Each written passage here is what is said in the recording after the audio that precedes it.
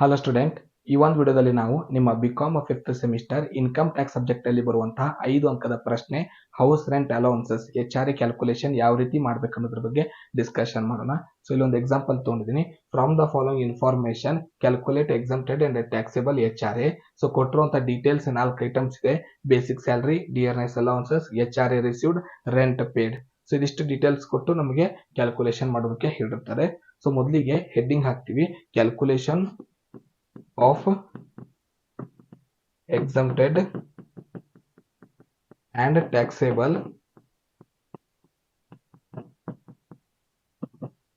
HRA house rent allowances. So ಇದರಲ್ಲಿ 3 column ಬರುತ್ತೆ. Source of income,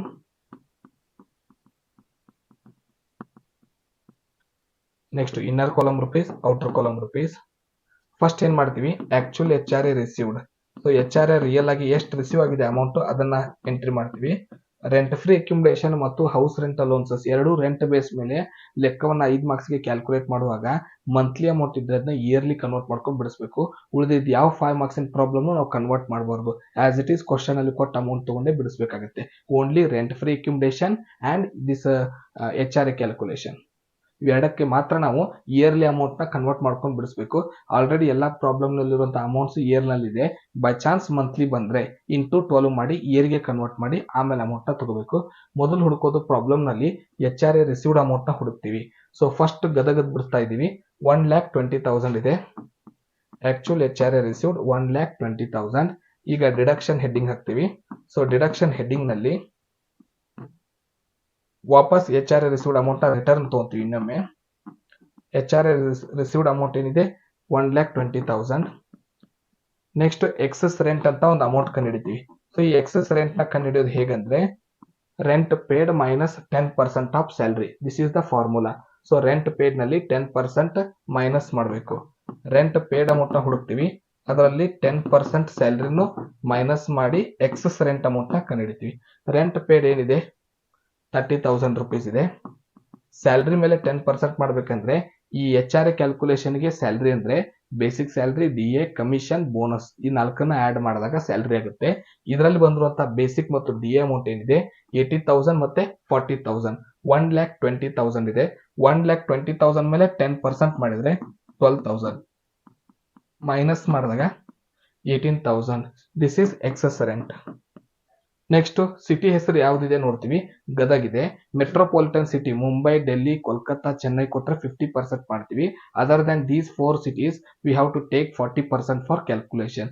ಈ 4 ಸಿಟಿನ ಹೊರತುಪಡಿಸಿ ಬೇರೆ ಸಿಟಿ ಹೆಸರು ಕೊಟ್ರೆ ನಾವು 40% ಕ್ಯಾಲ್ಕುಲೇಷನ್ ಗೆ ತಗೋತೀವಿ. So 40% of salary, 40% of salary. So salary ಎಷ್ಟಂತ ಆಲ್ರೆಡಿ ಕಂಡು ಹಿಡಿದಿದ್ದೀವಿ. 80,000 ಬೇಸಿಕ್ ಸ್ಯಾಲರಿ ಇದೆ, 40,000 ಡಿಯರ್ನೆಸ್ ಅಲೋನ್ಸಸ್ ಇದೆ. ಟೋಟಲ್ ಮಾಡಿದಾಗ 1,20,000 ಇದೆ. 1,20,000 ಗೆ ನಾವು 40% ಮಾಡ್ತೀವಿ. 1,20,000 ಇಂಟು 40%. 1,00,000 ಮೇಲೆ 1,20,000 ಮೇಲೆ 40% ಮಾಡಿದಾಗ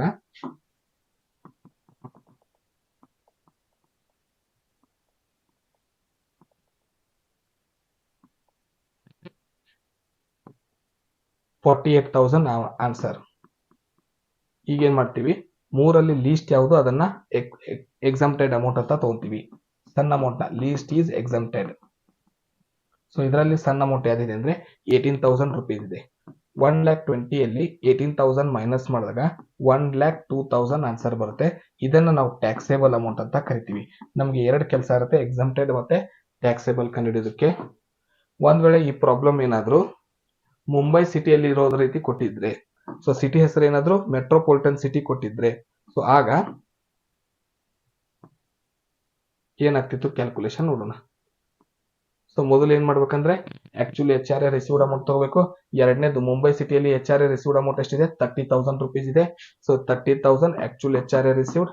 ಅದನ್ನ ರಿಪೀಟ್ ಇನ್ನೊಮ್ಮೆ ತಗೊಂತೀವಿ. HRA ರಿಸೀವ್ಡ್ ಎಕ್ಸೆಸ್ ರೆಂಟ್ ಕಂಡು ಹಿಡಿಬೇಕಲ್ಲ. ಸೊ ಎಕ್ಸೆಸ್ ರೆಂಟ್ ಫಾರ್ಮುಲಾ ಏನಂದ್ರೆ rent paid minus 10% of salary. So Mumbai ಸಿಟಿಯಲ್ಲಿ ಇದ್ರೆ ರೆಂಟ್ ಏನ್ ಕೊಟ್ಟಿದೆ 40,000, 10% ಸ್ಯಾಲರಿ ಮೇಲೆ ಮಾಡಿ ಮೈನಸ್ ಮಾಡಬೇಕು. ಸೊ ಬೇಸಿಕ್ ಸ್ಯಾಲರಿ ಮತ್ತು DA ಕೂಡಿಸಿದಾಗ 70 ಮತ್ತು 20 90,000 ಇದೆ. 90,000 ಮೇಲೆ 10% ಮಾಡಿದ್ರೆ 9,000 ಬರುತ್ತೆ. ಎರಡನ್ನೂ ಮೈನಸ್ ಮಾಡಿದಾಗ ಎಕ್ಸಸ್ ರೆಂಟು 31,000 ಎಕ್ಸಸ್ ರೆಂಟ್ ಬರುತ್ತೆ.